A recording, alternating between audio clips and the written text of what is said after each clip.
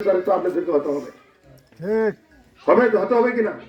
এই জন্য আল্লাহ বলবে, এই যে মানুষকে ভোট দিয়ে আলেমদের গ্রেফতার করে অন্যায়ভাবে মিথ্যা মামলা দিয়ে ইঞ্জেকশন দিয়ে মানুষকে মারছে এবং কি সৎকর্ম করার কারণে মিথ্যা মামলা দিয়ে তাদেরকে ফাঁসির কাছে চলেছে, এই যে সন্তানাধিক আছে, কেউ বা স্বামী হারা হয়েছে, কেউ বা বাবা হারা হয়েছে, কেউ বা সন্তান হারা হয়েছে, এই যে অপরাধের গুনাহ এই পাহাড় আল্লাহ বলবে দিতে হবে না।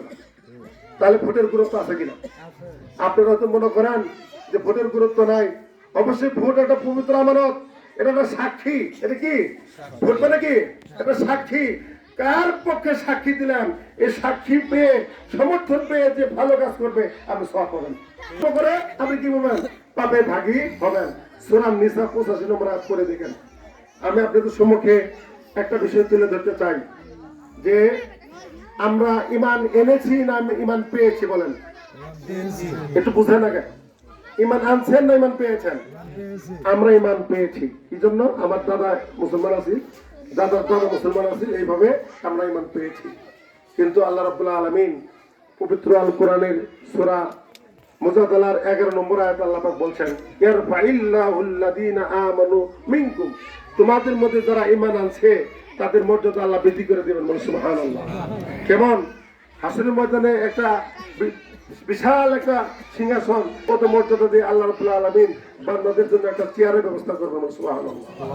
এখন আসেন, এই ঈমান আমরা পেয়েছি, ঈমান আমরা আনি নাই। কেমন? একটা উদাহরণ দিয়ে আপনাদেরকে বোঝাতে চাই। রাসূল সাল্লাল্লাহু আলাইহি ওয়াসাল্লামের উপর যারা ঈমান এনেছিল তাদের উপর অত্যাচার আসছে কিনা? খাব্বাব, খুবাইব, বেলাল রাদিয়াল্লাহু আনহুর উপর তাদের উপর নির্যাতন আসছে, আসে নাই? আপনারা ইতিহাস করে দেখেন, আসছে না। কিন্তু আমরা ঈমান আনছি, অত্যাচার আসে না কেন? কথা বলেন নাই? অবশ্যই তাহলে আমাদের ঘাটতি আছে। এটা উদাহরণ দিলে বুঝবেন। আমি গায়ে দিছি শাল, এটা কি বলে?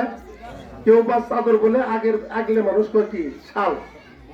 এক ব্যক্তি শাল গায়ে দিয়ে বসে জুতা মুছতেছে, ভাসতে মুছতেছে। চাচা কর কেন বা এত দামের শাল দিয়ে জুতা মুছতেছ? তো কাকা জুতা জোড়া খুব কষ্ট করে কিনছি, শালের দাম যে বেশি, এটা আপা দাম দিছে, তার মানে শ্বশুর বেড়া জুতা মুছে। এখন বুঝেন তো কি কষ্ট করে জুতা কিনছে, আর এটা পাইছে, যেটা পাইছে এটা তো মর্যাদা নাই, মানে মূল্য নাই। যেটা কিনছে কষ্ট করে ওর এটা মূল্য আছে। রাসূল সাল্লাল্লাহু আলাইহি ওয়াসাল্লামের উপর যারা ঈমান এনেছিল তাদের উপর কষ্ট নির্যাতন গিয়েছে। এই জন্য তারা ঈমান নির্যাতন করার পর তারা ঈমান ছাড়ে নাই।